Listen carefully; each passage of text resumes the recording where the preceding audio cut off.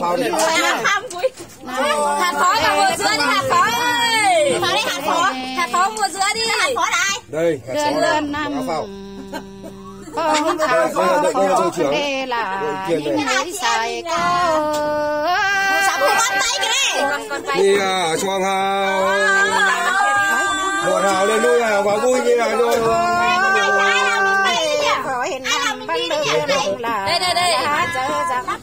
Đi à, nhói ơi, cây đây đâm vào cây đó đâu nhói à, nhói ơi.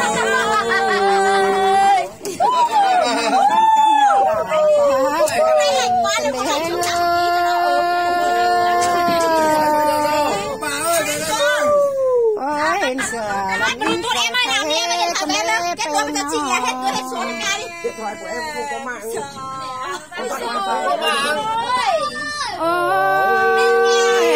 Con đi xéo thảm không khảo năm nhớ con ơi là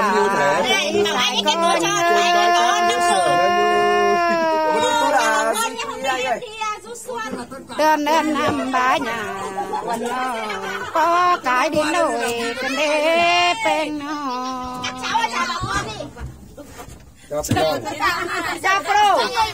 Chân La Cà Pilong Lạng Sơn. Sao mình ít bên nào Lạng Sơn? Chứng tỏ 2 xe ô tô chở được nhiều người phết nhỉ? Cái nối với cái nối lại đâu? Pilong Lạng Sơn, Sĩ Hải Lạng Sơn La. Chào anh Hồng Sơn La.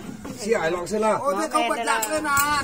Trời ơi, nhạc nó đang nó mà nó không ai thì lên rồi. Quay video Lạng Sĩ Hải bỏ mi chạy Sĩ Hải Lạng Lai. Có lại được men đâu. Có chả quay video. Mai cái bình luận mình bảo hoa. Quá. Em ơi, không có nhà thì cho chị xuống đi. Không được cái này là. Nó phát đi này. Hey slow. Hey Lily. Dưa nữa, mấy năm nữa. Nhưng mà ở đây nó đang 4 người, nó đang mạng nó không phải 4 người 3 người. Du Xuân đâu thế, ở đây là ở Du thuyền đấyพี่น้อง ơi. Hello, chào bà con nha. Phương ơi, Thảo mẹ, Phương ơi.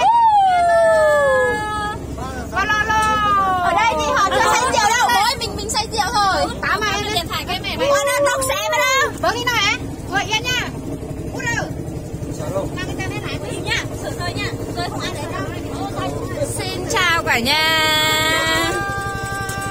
Ôi thế thì không ai nhá, không ai bật Bluetooth à?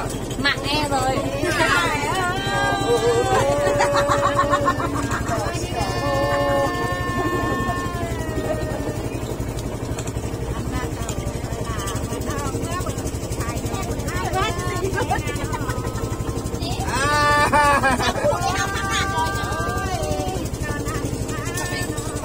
Không biết là mang cái khóa đi làm cái gì cái này.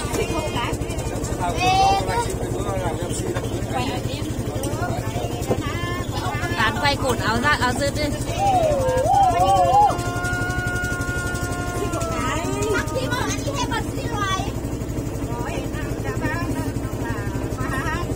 Mọi người thông cảm đã kêu là hai thôi mà.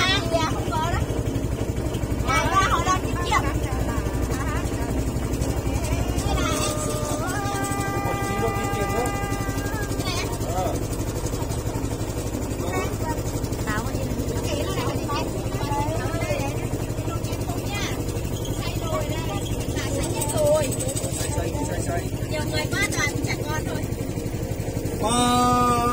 Chả bật Bluetooth lên nhỉ?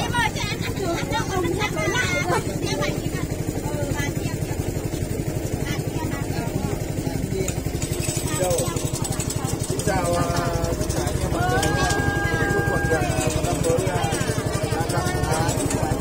Chúc một năm mới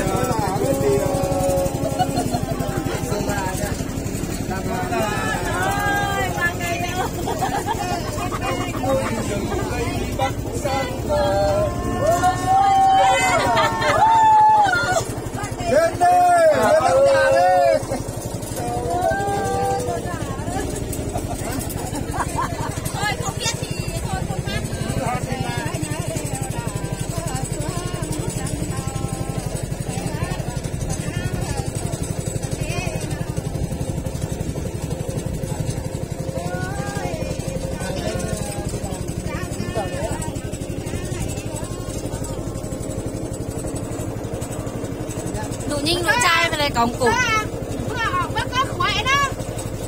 ỏng té trên cầu ấy có cái cầu treo mà Quỳnh Nhai Mai Sơn.